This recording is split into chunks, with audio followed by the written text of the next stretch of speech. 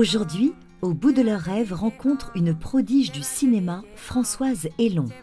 Cette toute jeune réalisatrice, au parcours déjà bien riche, est passionnée par le film de genre, gore et fantastique. Elle rencontre un succès foudroyant avec son film au titre musical, Waka.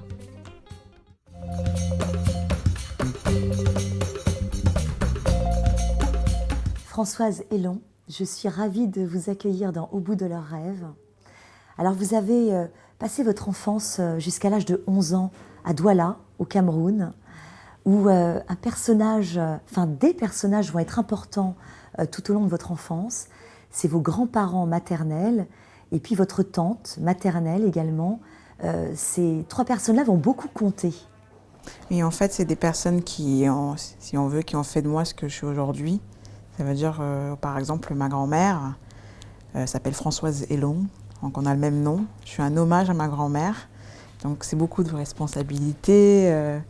C'est quelque chose, au Cameroun en particulier, c'est un honneur comme ça d'être un hommage d'une personne. Donc voilà, ma grand-mère et moi, on a une relation assez fusionnelle.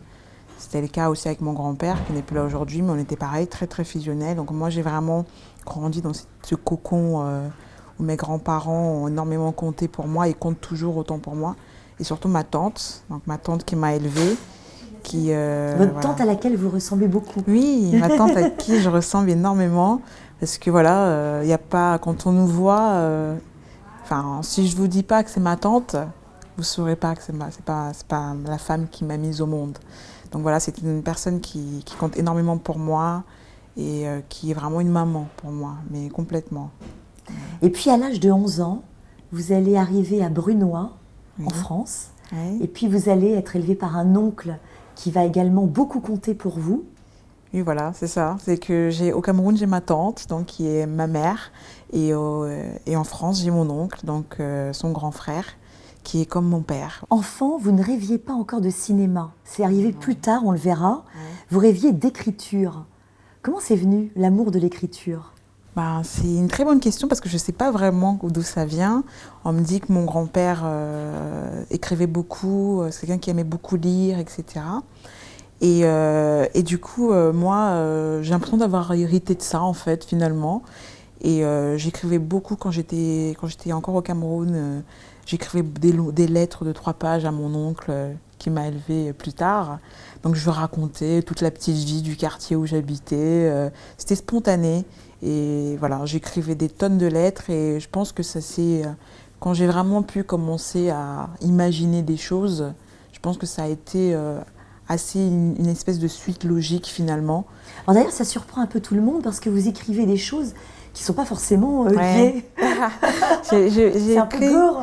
Oui, je sais, parce qu'en fait, je pense que ça vient du fait que quand on a grandi au Cameroun en particulier, on a toutes ces histoires assez incroyables qu'on nous raconte. Ça fait un peu partie de la culture. Voilà, c'est que moi, ma grand-mère m'a raconté des histoires de fantômes, de revenants. Mais ça fait partie du quotidien, ça fait partie des mœurs.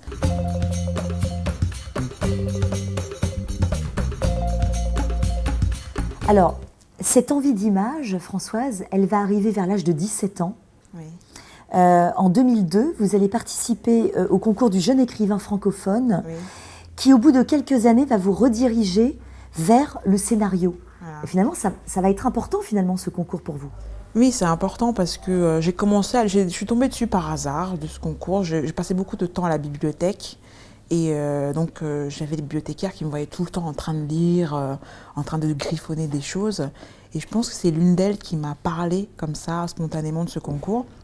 Donc j'ai commencé à écrire des histoires et mon challenge personnel c'était de proposer une histoire encore plus originale que la précédente. C'est que le jury commençait à me connaître en fait. Tous les ans ils attendaient la prochaine nouvelle parce qu'ils avaient, cette impression que mon imagination n'avait pas de limite. Voilà.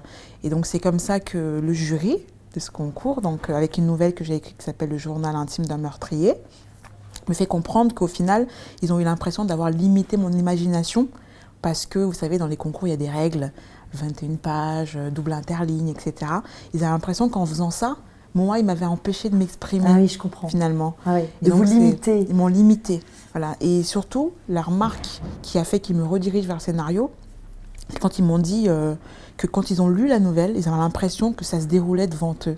Ils avaient l'impression que les choses se passaient, ils avaient l'impression de le voir. C'était très imagé. Voilà, c'est très imagé et très, on va à l'essentiel, on ne prend pas de raccourcis. Et donc, c'est comme ça qu'ils me disent essayez le scénario. Alors moi, c'est la première fois que je voyais ce mot, je ne savais pas ce que ça signifiait. C'est fou, hein. Et donc, j'ai commencé à bouquiner énormément sur scénario, j'ai lu beaucoup de livres. Et alors, vous allez étudier le cinéma à Londres. Oui. Notamment, vous êtes inscrite au Master Cinematography and Post-Production à l'Université de Greenwich. Oui. Et là, vous vous armez pour commencer cette ascension qui va se faire par la réalisation de courts-métrages au départ. La réalisation, elle est venue plus tard. C'est que quand je vais au master à Londres, je réalise déjà. C'est juste qu'à un moment, quand on est autodidacte, on a besoin de valider ses propres connaissances. On a besoin de cette sécurité de se dire ce que je suis en train de faire, je le maîtrise. Il y a des gens qui vont me faire comprendre ce que je maîtrise moins, etc. Donc pour moi, c'était vraiment le processus de faire ce master en fait. Alors il va y avoir Miseria, qui va être important, Miseria, parce qu'il va remporter des premiers prix à des festivals. Oui. Et puis, un film aussi qui va être important pour vous, c'est Neck, Oui.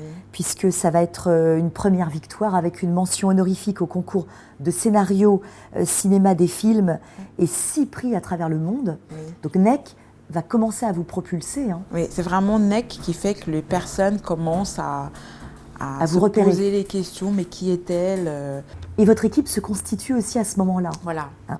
Et puis vous parlez aussi de Bruno Henry, Oui, de Bruno. qu'on a invité il n'y a pas longtemps. Oui. En fait, toutes ces personnes sont vraiment pour moi les personnes qui ont fait que j'arrive à avoir de l'assurance avec le temps. Bruno Henry qui est entré donc dans ma vie à ce moment-là. Et Bruno, c'est quelqu'un d'énormément, qui a énormément de talent. C'est quelqu'un qui s'investit, mais d'une manière qui est tellement rare. Et Bruno, c'est quelqu'un, voilà, c'est vraiment mon indispensable dans mes plateaux.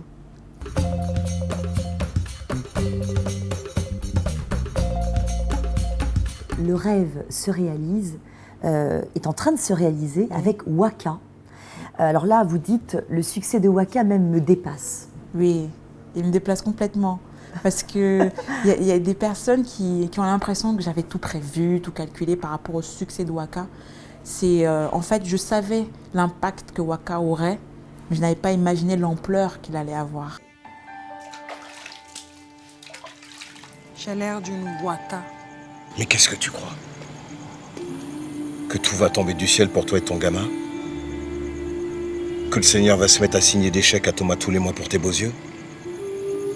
Je t'ai laissé là-bas avec tonton Yves parce que je dois rencontrer des gens et prendre des rendez-vous pour mon travail. Alors là encore, Waka, c'est un titre très musical aussi, Waka. C'est un titre très musical. Parce que Waka a un sens qui est important. Quand on est un Camerounais ou un Africain, tout simplement, on peut comprendre facilement ce mot Waka. C'est quoi? Parce que Waka, en fait, c'est ce qu'on appelle le pidgin. Le pidgin, c'est une sorte de créole. Il y a le créole français, mais il y a aussi le créole anglais. Parce qu'il faut savoir que le Cameroun, c'est un des seuls pays en Afrique qui est officiellement bilingue. C'est qu'il y a une partie de la population qui ne parle qu'anglais et une autre qui ne parle que français. Donc Waka vient de walk, donc marcher avancé, de l'anglais walk. Et donc quand on dit tu waka où, c'est pour dire tu vas où. Ou ce projet est en train de waka, ça veut dire que le projet est en train de fonctionner. En fait. Donc dans le langage courant, waka vient de walk. Et dans l'argot camerounais, une waka est une prostituée. Parce qu'on les appelle les marcheuses de nuit. Donc voilà. Et donc moi j'ai créé un troisième sens parce que j'en ai fait un acronyme aussi parce qu'on voit des points entre les lettres de mon titre. C'est parce qu'en fait je voulais pas que un Camerounais, quand il voit le titre de mon film, il a l'impression d'aller voir un film indécent, un film sur la prostitution, les prostituées, le sexe, etc. Donc je voulais que il ait ce moment d'hésitation et il se demande oui, je connais ce mot waka, mais il y a ces points entre les phrases. Est-ce que c'est le même waka que je pense ou est-ce qu'il y a une autre forme de waka? Et donc moi, j'ai donné un sens à ce titre qui est woman, comme une femme, acts, comme agir, for her kid, son enfant, Adam, qui s'appelle Adam. Voilà. Donc j'ai donné un troisième sens au mot waka. Alors, vous allez participer au festival à Hollywood. Oui. Vous avez participé déjà au festival panafricain de Cannes 2013. Oui. Donc il a une très très belle vie, ce Waka. Je pense que c'est pas fini. Waka. Est-ce que c'est joyeux ou angoissant quand le succès arrive? Je pense que c'est un peu des deux. Donc sur le coup, quand on reçoit la nouvelle, il y a des espèces d'explosions de joie en nous. On a envie d'hurler, on a envie de le dire à la terre entière. Et puis, il y a le moment où on redescend, on se dit, bon, ok, il va falloir le montrer à un public nouveau, souvent. Et il va falloir voir comment le public reçoit le film. Et il y a le côté angoissant du public. Ce public qu'on découvre à chaque fois, parce que ce n'est jamais le même public. Peu importe que je diffuse 10 fois en France ou 10 fois au Cameroun, ce sera 10 fois un public différent. Donc tout ça, je pense, c'est le côté angoissant. Ah oui. Le côté où on appréhende un peu.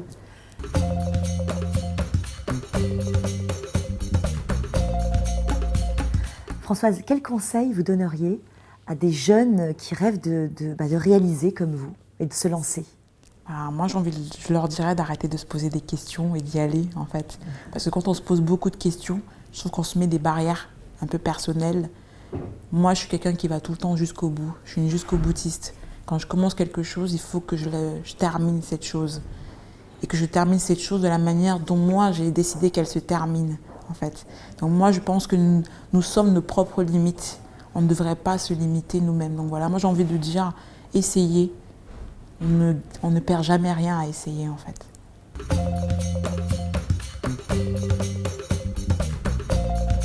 Françoise, le prochain rêve, ce serait lequel? Pour moi, mon prochain rêve, c'est le prochain film. Il s'appelle The North Wing, qui en français veut dire l'aile nord. Donc c'est un film sur lequel je travaille depuis 8 ans d'écriture, et qui est dans un univers qui me ressemble, imprévisible, où j'ai inventé tous les codes de l'univers du film. On est quelque part entre Londres, Paris et New York des années 30 à 80, dans une ville qui s'appelle Vandernoot City, et où j'espère embarquer bientôt mon spectateur dans un univers carcéral. On est dans un huis clos, encore un peu glauque. On vient dans l'univers de cinéma de genre auquel je tiens tant.